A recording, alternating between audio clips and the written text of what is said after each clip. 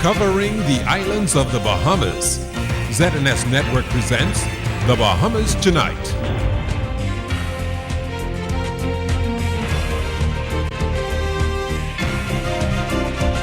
This portion of the news is brought to you by McDonald's. McDonald's, I'm loving it. Good evening and welcome to the Bahamas Tonight, the National Report. I'm Keishla Adderley. Thanks for joining us. Topping the news this evening, it was another day of fanfare for the Olympic gold medalists, the Golden Knights, Chris Brown, Demetrius Pinder, Michael Matthew, and Ramon Miller, and other members of Team Bahamas as they paid a special courtesy call on the Governor General, His Excellency Sir Arthur Folkes, at Government House today. The 4x400 meter relay champions were presented with checks and a portrait of themselves, courtesy of artist Jamal Rowe.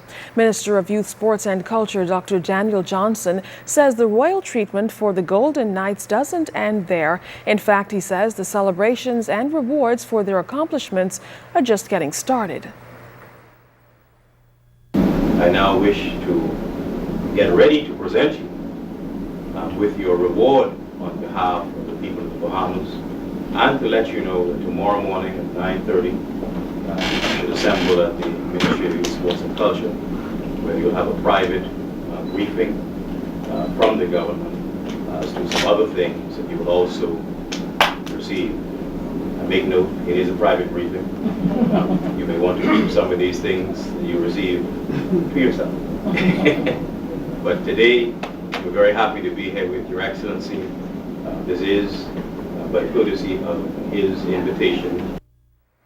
Governor General, His Excellency Sir Arthur Folkes, says when it comes to sports and academics, Bahamians are not only making ripples but excelling, especially when competing internationally. While the highlight has been placed on the Golden Knights for their stellar performance, Mr. Folkes gave these words of wisdom to the entire team.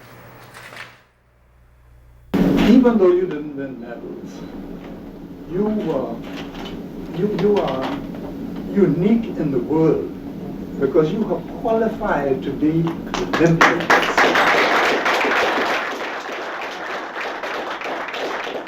That in itself is a great achievement. And for those who became finalists, a great achievement. And for those of you who won gold medals, it's just mind-blowing. In other news tonight, wouldn't it be a welcome change to receive a check from the Bahamas Electricity Corporation instead of a bill? Well, that's the possibility that the government wants to introduce through a renewable energy program. Altavis Munnings tells us that State Minister for the Environment, Kenra Dorset, says it's part of a broader plan to reduce energy costs. The Progressive Liberal Party government recognizes reducing the cost of energy is a national challenge. It's no secret that we have no control over the cost of diesel oil that the Bahamas Electricity Corporation uses to produce power.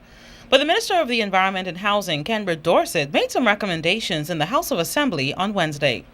We believe alternate renewable energy sources, applying waste-to-energy technologies, and promoting energy efficiency and conservation measures are all important in achieving this objective, which will help reduce the cost of electricity. We are currently considering proposals for solar energy plants, waste-to-energy plants, ocean thermal energy plants, and wind. The Christie administration is also proposing to increase baseload generation and save the Bahamas Electricity Corporation $100 million annually, which could be passed on to BEC consumers. The government also received proposals from local and foreign partners, including a takeover of or partial provision of the generating capacity by the private sector. Minister Dorset announced amendments to the 1956 Electricity Act that they anticipate will also reduce energy costs. 1. Introducing a Renewable Energy Act. 2. Creating an electricity sector regulator. 3.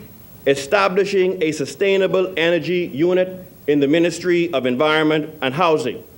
4. Developing a national review plan to evaluate the economic viability of moving power from one island to another from a larger and more efficient power plant, as was promised in the Charter for Governance. Exploring with the Ministry of Finance a program to encourage businesses to conduct independent energy audits whose costs would be deductible from revenues that form the basis upon which that business must pay business license fees for the year the audit is carried out. Add to that expanding incentives for increased solar and wind energy use, tankless and solar water heaters, and energy-efficient appliances. Minister Dorset pointed out that the tourism sector accounts for approximately 40% of electricity consumption and public buildings account for 10%. That's why he plans to discuss with his education, tourism, and trade and industry colleagues reducing electricity consumption. Since sunshine is free, only the cost of the building, maintaining and replacing the plant, as well as ongoing management would produce a cost which should be quantifiable for the near and long term, thereby allowing for a long-term set fee for power provided. Liquefied and compressed natural gas sources are also being sought by the Christie administration. Minister Dorset admitted that the challenge to reduce electricity costs may be daunting, but presents a tremendous opportunity for the Bahamas. LTV's Munnings, ZNS News. And just a quick correction, Mr. Kenwood Dorset is the Minister of Housing and the Environment and not Minister of State, as we said earlier. Last week, Minister of Transport and Aviation, the Honorable Glenys Hannah Martin, announced in the House of Assembly that parking for taxicab drivers in the downtown area will be granted before the end of the year. And while an exact date was not given, drivers are growing impatient and say they're losing hundreds, if not thousands, of dollars in revenue. LaDon Davis spoke to a few of those drivers, along with their taxicab union president, on the issue. The parking issue here on Bay Street, it is a hectic because, plenty of businesses are downtown. For taxi cab drivers like Anthony Showtime Moxie, parking downtown has been far few in between for a number of years. He, along with hundreds of others, say it's a living nightmare trying to maneuver thousands of cruise ship passengers throughout the heart of the city, only to be reportedly told that they are not allowed in the parking zones. Taxi cab driver Neville Toot claims that young police officers intentionally target taxi cab drivers and cite them with some pretty hefty tickets. The same like Bahamas experience, the big tour companies have the major monopoly over the parking areas, and as if though they target taxi drivers. Prior to Speed Week, we held a meeting with the Central and the port officials, and they enlightened us that they were going to stripe the areas immediately after Speed Week. It's been about a month or two now, or maybe 2 or 3 months. We haven't seen anything. Limousine driver Derek Cox agrees. The transportation professional believes there is no consideration for taxi cab drivers at a time when the industry is experiencing its slowest season. After searching for a parking space at least 5 times with no luck, Cox forfeits his services for the day, takes the loss, and heads home. They're not working with you. They know the position of the Bay Street right now, but without the signs. And through all of that and the amount of traffic on Bay Street, but they continue, because we are cab drivers, they continue to target us. And so even we try to drop off on a certain position, sometimes we can't park, so we got to let the guests out. People have wheelchairs and different ailments, and they can't really move fast. And they'll see you there. They know the position, but they say, "My chief brother, be cigarette, right?"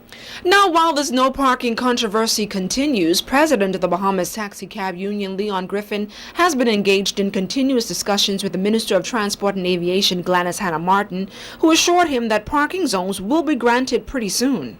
The minister is guaranteeing me that we're going to put back the taxi signs on Bay Street.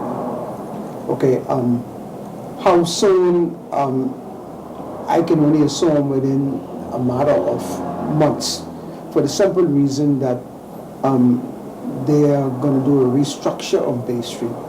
LaDon Davis, ZNS News. Police are investigating the country's 79th murder. Police say it was around 8:30 last night at Sunlight Cottage off East Street that a motorcyclist was shot and killed. Officers were called to the area where they found that the victim had been shot several times. He's believed to be in his 20s. Again, his death marks the 79th on record this year. It's an even more unfortunate situation when it affects the elderly, but police say senior citizens are increasingly becoming victims of crimes of all sorts. Today, the Centerville Urban Renewal Program hosted a one-day symposium at the Centerville Seventh-day Adventist Church, where the elderly got tips on how to safeguard themselves. The National Security Minister, Dr. Bernard Nottage, addressed the group. There are too many older people in our country who are abandoned or neglected by their own children, who they struggle so hard for so many years. It's a harsh reality taking place today that National Security Minister Dr. Bernard Nottage strongly believes measures should be put in place to prevent. The community, he says, should be aware of the so-called injustices against the elderly. He even called out financial institutions to revisit their policies towards senior citizens. These are the same corporate citizens who make millions of dollars in this country, but they would tax the elderly to cash a check $6. Now, to those of you who rich, $6 might be a lot, but believe me, $6 is do plenty for the elderly. And I call upon that bank, in the name of Jesus, to stop doing that. Dr. Nottage also warned of persons befriending the elderly in our community for all the wrong reasons. Some of those people who are supposed to be looking after these elderly people bleed every resource they have. Get them to sign all kinds of papers. It's criminal. But the neighbors right around there thinking that they're helping, but in fact, what they're doing is exploiting the elderly. There's a lot of that going on. Officer in charge of the Urban Renewal Centerville section, Inspector Ricardo Richardson, shared some tips for the elderly to avoid becoming a victim of crime. If they see anything strange or hear anything strange, get on the phone, call the police or call a family member that can alert the police. And if they have some place to go during the day, probably if they can congregate and be a group of them. And that is why we're trying to put some things together within the community so that during these times when the citizens would be most vulnerable, they can get together collectively. Janae Noel Ferguson, ZNS News. The Bain and Grantstown Urban Renewal Team is taking steps to combat unemployment in the community. Hundreds from that area participated in the job fair at the Wesley Methodist Church. Our Fern Carey was there. The Bain and Grantstown Urban Renewal hosted the one-day job fair after talking to residents in the area and discovering that many of them need jobs. Officers told residents about the job fair Monday, and when the event opened Wednesday morning, hundreds of people were already in place, some of them from other communities in Nassau. Officer in charge of Bain and Grantstown Urban Renewal, Inspector Anthony Roll, was surprised at the response. The turnout is unbelievable. When we arrived here at 8 o'clock, the lines were down the street. People were lined up. I didn't expect that they would be here at 8 o'clock because I said to them that we were to start 10, but the people were lined up down the street. We had to do a number system where we gave out numbers to the first 100 people, and so far so good. Everything is going smooth. 10 companies participated in the initiative, including an insurance company, a security firm, and a travel agency. Inspector Roll indicated that all of the companies involved have promised to hire those who qualify. And these people fall into the category of discouraged workers. They have tried once or twice and just gave up. So what we decided to do is have a job fair. We went out and solicited some companies that are willing to hire some people. So these companies represented here is just not just here to put on a show or just to make up the number.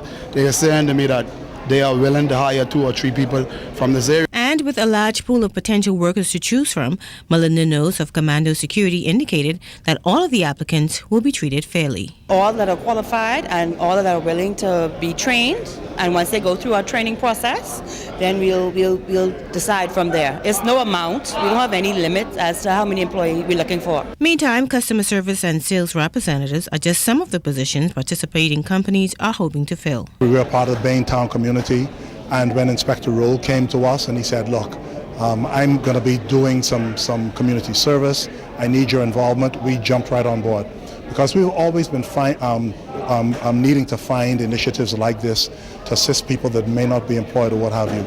Tri-Point Communications, of course, is involved in many types of businesses. Another job fair is expected to be held in Bain and Grantstown in the near future.